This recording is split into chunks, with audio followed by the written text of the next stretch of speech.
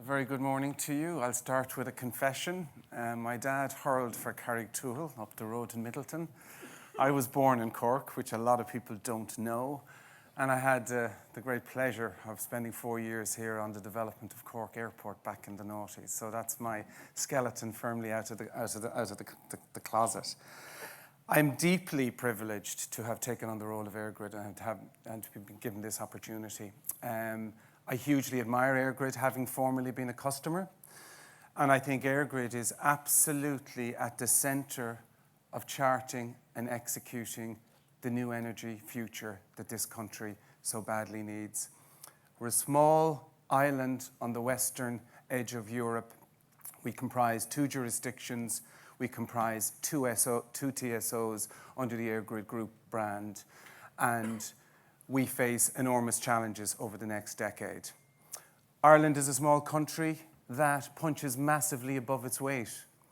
We look at what we've achieved in FDI, in aviation leasing, in education, in software, in terms of peacekeeping in troubled parts of the world, and in sport, where our all-Ireland rugby team is ranked 2nd in the world and hopefully has a realistic chance in the World Cup next year. And EirGrid only a relatively small TSO by European standards, punches massively above its weight in terms of what it has delivered in terms of engineering and software solutions to push the boundaries of science in terms of handling renewables on the system. This is Mark Foley. He's 15 months old. He's my grandson.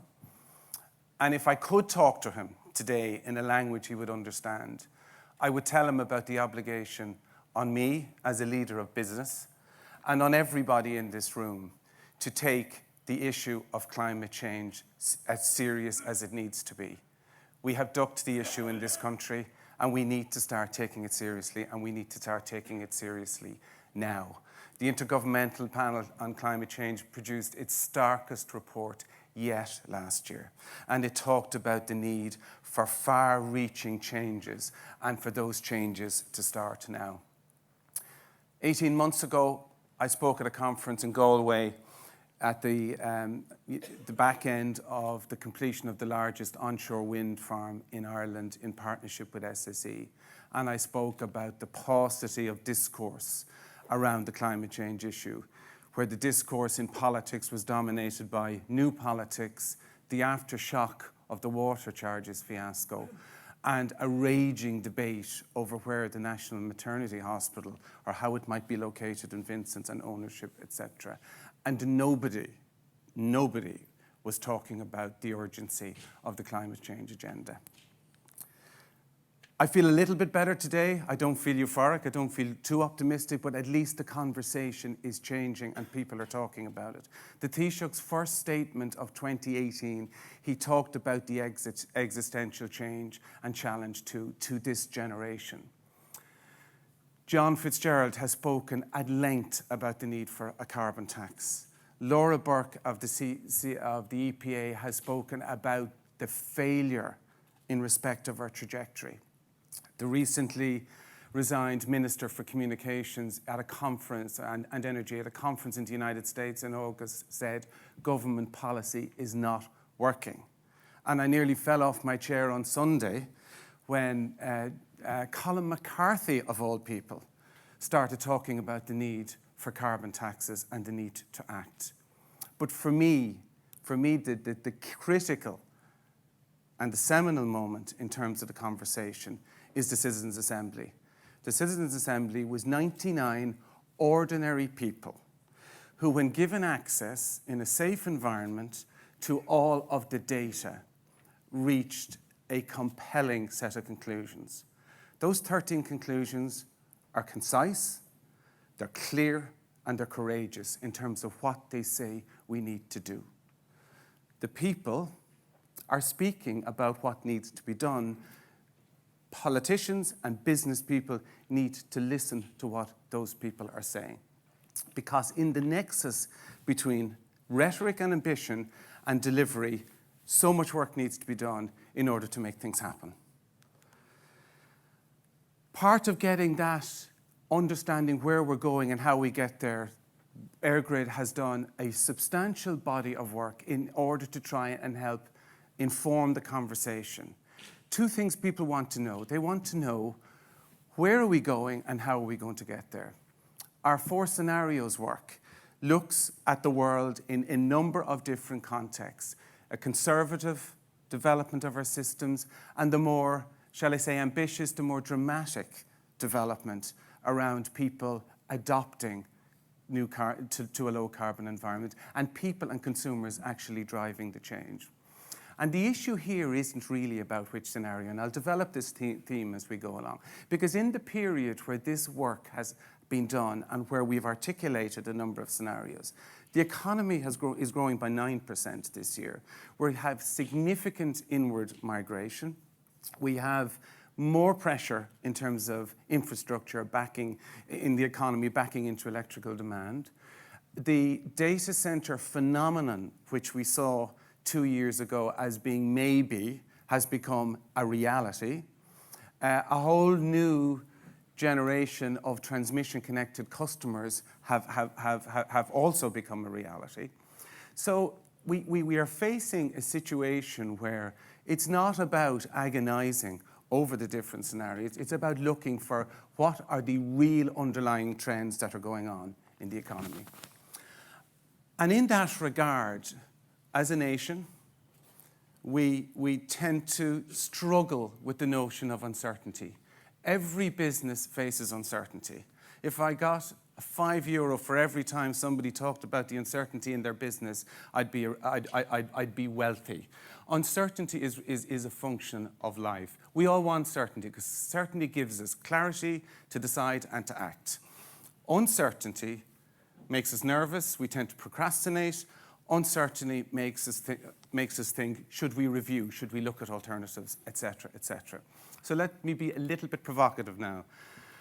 It would be very easy for me to stand up and say, let's wait and see and not drive electrification of transport until we've got bigger batteries, we've got more infrastructure, and the prices are down.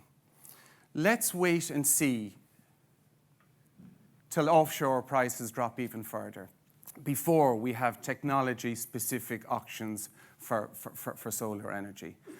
Let's do prototypes around deep retrofit and wait and see how they work out before we start thinking about a major program a la electrification, rural electrification many decades ago. Let's wait and see till smart meters change the world. Let's wait and see till Internet of Things changes the world. Let's do a review. Let's do a review of the last review because we didn't like the answer that the last review threw up. So the reason I put the great literary master Samuel Beckett up here today, most of you will know he wrote a seminal piece of literature back in the 1950s, called Waiting for Godot. Godot never showed up, so I hope I'm not ruining this on anybody who hasn't seen the play. Godot didn't show. And the let's wait and see never gets you anywhere. So my thesis here today is that we have an awful lot more certainty than we think, and we need not to become hostage to uncertainty and use that as an excuse to do nothing. Michael Porter, the great strategist, said, strategy is knowing what not to do. He wasn't saying, don't do anything. Why do I feel so confident about certainty?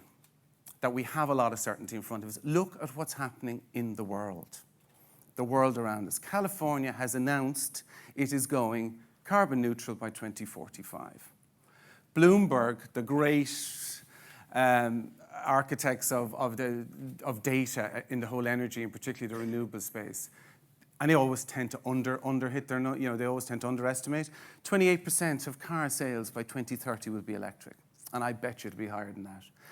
$8.4 trillion will be spent on onshore and offshore wind and solar between now and 2050. $1.5 billion will be spent on other renewables technology. Denmark is going all electric by 2030. Paris, Amsterdam, excluding diesel cars, etc. But one of the clinchers for me is what the money men are doing. and the money men being the banks and being the funds. Because fund managers and banks with 100 trillion under investment are now looking at carbon disclosure. They're looking at risks to their balance sheet from investments they have in non-green, brown or dirty technologies. And their money is going to go where their risk is lowest, and they're going to price risk in terms of the non-green elements of the economy. So there's a whole universe of, and a trajectory that's happening around us.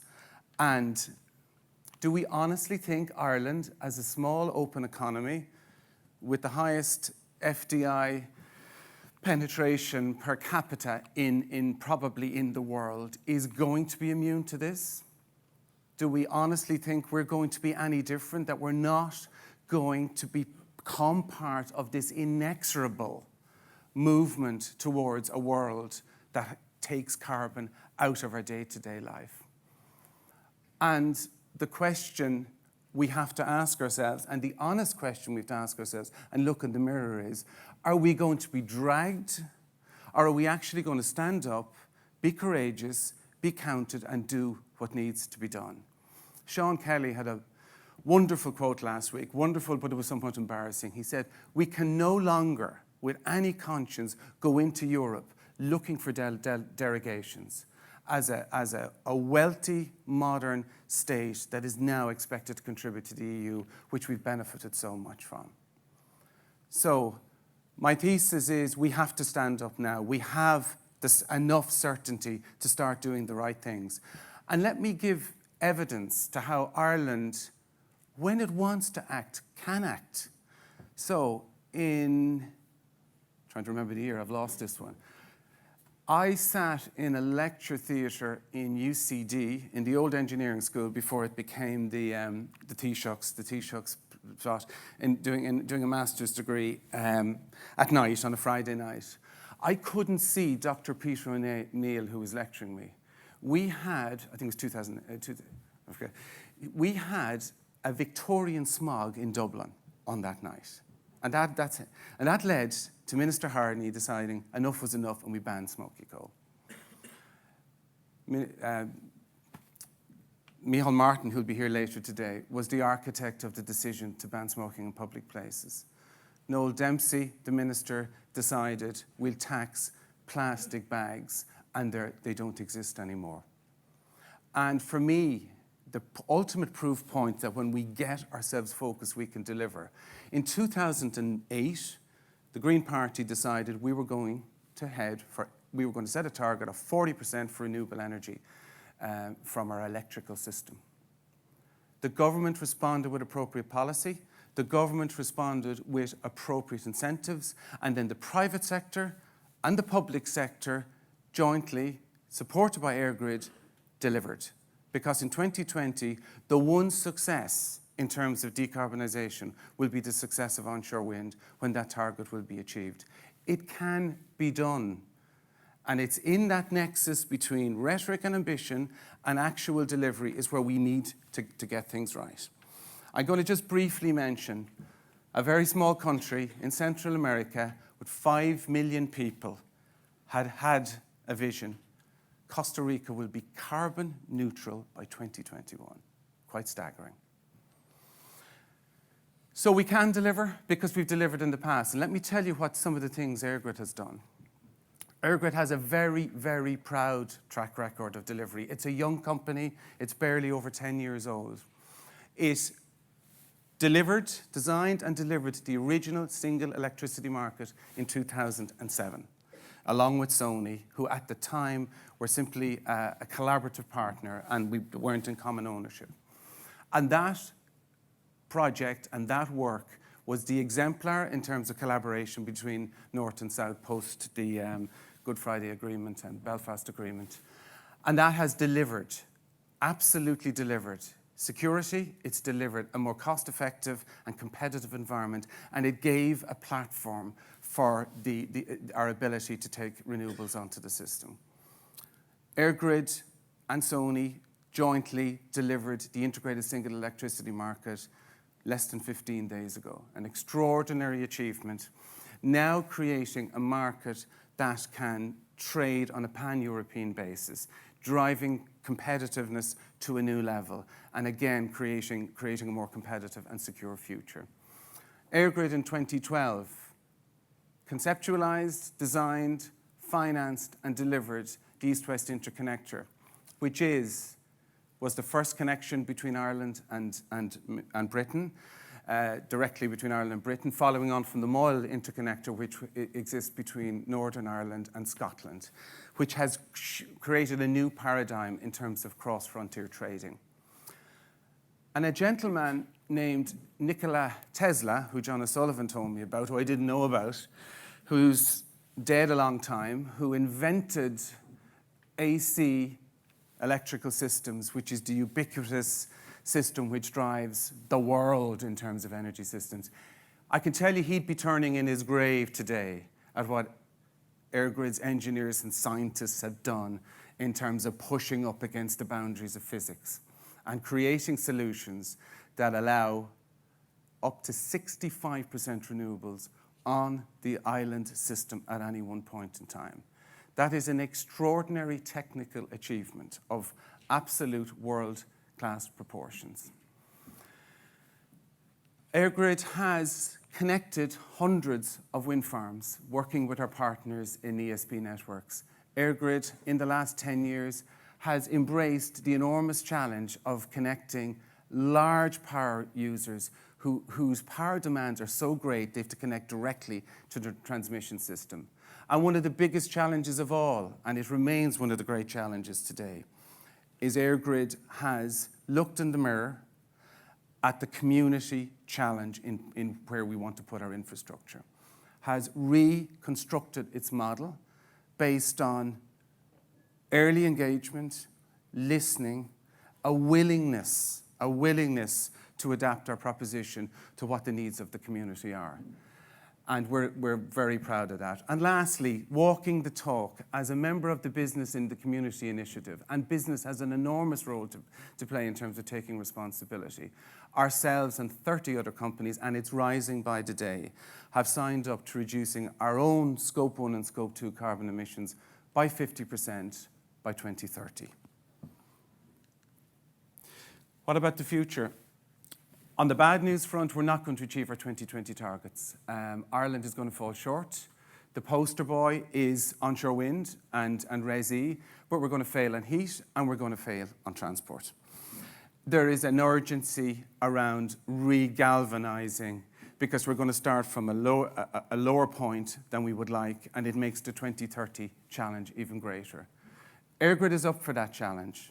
EirGrid has the capability, it has the willingness, it has the desire to collaborate, and we will work and put all of our resources to work in terms of trying to deal with these challenges. Some examples of what we will do.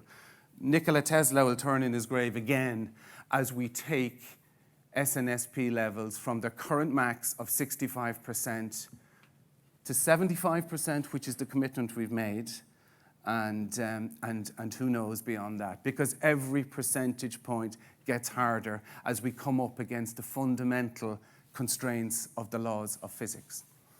EirGrid will support the urgent requirement to get offshore wind into our system. Onshore wind will not deliver what the necessary capacity of green energy by 2030.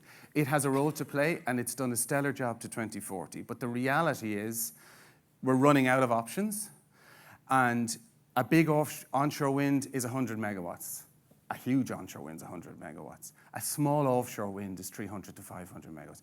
We must get to the point where we have very, very significant offshore wind being connected into the system. Otherwise, we have no chance in terms of our targets. And clearly, solar has a role to play, and solar is in the mix in terms of ECP1.